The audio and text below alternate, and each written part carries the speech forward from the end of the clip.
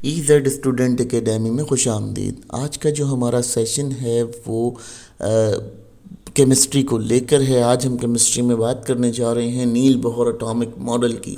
नील Bohr atomic model जो है उसका बेसिकली कंसेप्ट क्या है, देखें जी। नील बोहर एटॉमिक मॉडल को हम यूँ समझ लेते हैं कि ये एक रेवोल्यूशनरी मॉडल है। इसके अंदर क्या हुआ, इसके अंदर रेवोल्यूशन हुई। रेवोल्यूशन का मतलब ये होता है कि आपका जो एटम्स हैं उनके पार्टिकल्स जो हैं वो रिवॉल्व करते हैं, लेकिन उनकी जो रिवॉल्विंग जो अरेंजमेंट है उसके बारे में जो डिस्क्रिप्शन दी वो नील बोहर ने दी। ये 1913 में किया गया, यानी ये ग्राउंड ऑफ रदरफोर्ड पे किया गया, यानी जो रदरफोर्ड का जो मॉडल था उसी की ज़मीन पर इस मॉडल को किया गया और उसी के ऊपर ही इसको परफॉर्म किया गया। देखें इसमें हुआ क्या। इसमें पहली चीज़ उन्होंने ये की कि उन्होंने एटम की रिवोल्यूशन की बात की, उन्होंने एनर्जी लेवल के ऊपर बात की, एनर्जी को क्वांटिटाइज़ किया कि कितनी क्वांटिटी में जितनी एनर्जी लूज़ करता है और कितनी एनर्जी वेस्ट करता है, ये तमाम चीज़ों को एक्सप्लेन किया।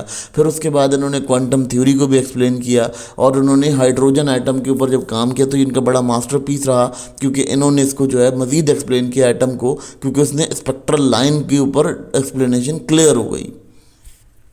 अब जो बोहर एटॉमिक मॉडल के जो जैसे कहना चाहिए कि पोस्टुलेट्स थे वो क्या थे। बेसिकली पोस्टुलेट्स ये थे, सबसे पहली चीज़ ये थी कि क्वांटिटाइज ऑर्बिट किया। इन्होंने क्या कहा, इन्होंने कहा कि तमाम इलेक्ट्रॉन जो हैं वो रिवॉल्व करते हैं, मगर उनके रिवॉल्व करने का जो ऑर्बिट है वो क्लियर है, यानी एक ही ऑर्बिट के अंदर मूव करते हैं। वो अपनी उस लेवल के अंदर जो है वो अपनी एनर्जी को रिवॉल्व नहीं करते, यानी ना एनर्जी कम होती है ना एनर्जी ज़्यादा होती है जब वो अपने ऑर्बिट में रिवॉल्व कर रहे होते हैं।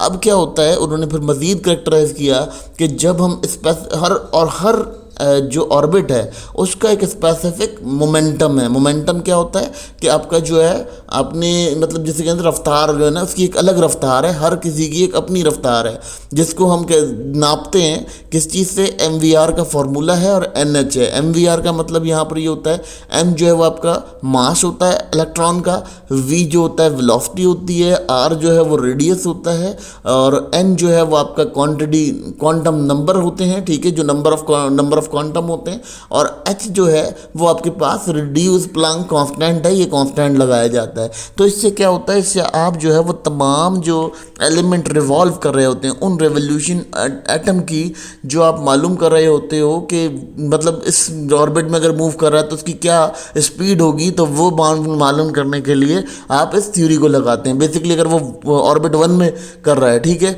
तो हम उसका जो नंबर ऑफ ऑर्बिट होगा वो 1 रखेंगे, रेडियस जो है हम उसका ले लेंगे, वेलोसिटी जो होगी वो हमारे पास होगी मौजूद, तो हम उससे जो इसको नापेंगे तो हमारा जो एग्जैक्ट आंसर निकलेगा वो हमारा निकल आएगा और हमें समझ आ जाएगा कि हमारा जो एटम है वो किस तरह से रिवॉल्व कर रहा है। अब जो नील बोहर एटॉमिक मॉडल है उसमें कुछ और तब्दीली ये आती है कि वो कहता है कि एनर्जी इमिट भी करता है और एब्जॉर्ब भी करता है। किस सूरत में करता है, जब इलेक्ट्रॉन आपका हायर एनर्जी लेवल से लोअर एनर्जी लेवल की तरफ जा रहा होता है तो वो वहाँ पर क्या करता है, अपनी एनर्जी को इमिट करता चला जाता है, ठीक है। लेकिन जब वो हायर से लोअर की तरफ आता है तो अपनी एनर्जी को एब्जॉर्ब कर रहा होता है, वापस खींच रहा होता है, जिसकी वजह से क्या होता है कि एनर्जी शिफ्ट होती रहती है और एनर्जी के अंदर शिफ्ट मौजूद होता है। ये किस तरह से नापा जाता है, ये नापने के लिए हम यहाँ पर एक फार्मूला रखते हैं, यानी हमें एनर्जी का जो चेंज इन एनर्जी में क्या करते हैं, हम E1 और E2 को माइनस कर देते हैं। अब E निकालने का जो फार्मूला है वो कैसे है कि हम NH को जब रखेंगे तो NH जब हम मल्टीप्लाई करेंगे नंबर को और प्लैंक कांस्टेंट को जब मल्टीप्लाई करेंगे तो हमारी जो इक्वेशन होगी वो क्लियर हो जाएगी। तो यहाँ यही कंडीशन समझाई जा रही है आपको कि जो नील बोहर एटॉमिक मॉडल है उसके अंदर इस तरह से चेंजेस होती रहती हैं, यानी वो ये कह रहा था कि एनर्जी लेवल जो है वो मूव करते रहते हैं और through out the circle move रहता है उनको और मूव करता रहता है। इस वजह से क्या होता है कि इमेजिन जो है वो आसान हो जाती है। अब इनकी मेन ऑब्जर्वेशन क्या थी या जिस ग्राउंड के ऊपर उन्होंने ऑब्जर्वेशन की वो क्या थी, बेसिकली देखें इनका तो बड़ा इंपॉर्टेंट काम ये रहा कि इन्होंने रेवोल्यूशनरी थ्योरी को पेश किया, रेवोल्यूशनरी आइडिया दिया, फिर क्वांटिटाइज एनर्जी लेवल्स किए, ठीक है। लेकिन इन्होंने जो सक्सेसफुली जो एक्सप्लेन किया वो सबसे इंपॉर्टेंट चीज़ ये थी कि स्टेबिलिटी को फाइंड किया कि एटम के अंदर स्टेबिलिटी होती है, यानी इलेक्ट्रॉन और न्यूट्रॉन जो है, ये इलेक्ट्रॉन और प्रोटॉन जो हैं वो जो रिवॉल्व कर रहे होते हैं वो एक स्टेबल ऑर्बिट के अंदर कर रहे होते हैं। ठीक है, ये उन्होंने डिस्क्राइब किया।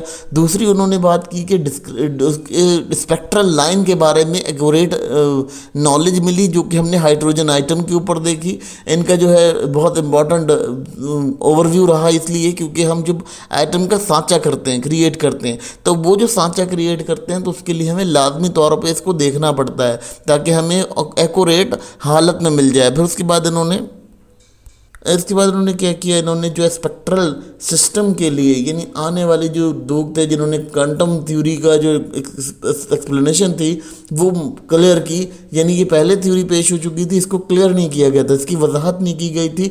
तो क्वांटम थ्योरी की जो वजाहत थी वो इन्होंने की अपने एक्सपेरिमेंट को करने की वजह से। फिर क्या हुआ, इन्होंने बहुत ज़्यादा ओपन, यानी नई नई एवेन्यूज़ ओपन किए, जिसकी वजह से हम ये समझ पाते हैं कि हमारा जो एटम है उसकी जो स्ट्रक्चरल प्रॉपर्टीज़ हैं वो किस तरह से डील की जाती हैं। तो ये भी एक इम्पॉर्टेंट डिस्क्रिप्शन समझी जाती है कि जो कि नील बोहर ने परफॉर्म की।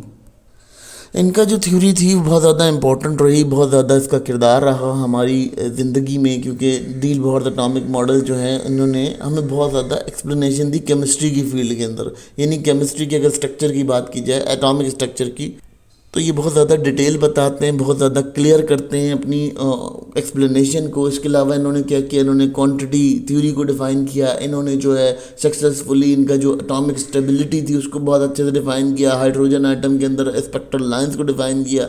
इनकी जो लिमिटेशन थी, कुछ लिमिटेशन भी रही जो कि हम इसको समझते हैं वेरी नेक्स्ट स्लाइड्स के अंदर, क्योंकि इनकी कुछ लिमिटेशन भी रही, लेकिन इनकी लिमिटेशन इतनी वो नहीं थी, लेकिन इनका जो वर्क था वो बहुत ज़्यादा ग्राउंड ब्रेकिंग था और हमें उसकी ज़रूरत बहुत ज़्यादा थी, क्योंकि हमें इसकी जो प्लंक क्वांटम थ्योरी थी उसका कोई एक्सप्लेनेशन मौजूद नहीं थी। फिर उसके बाद अगर हम देख लेते हैं इनकी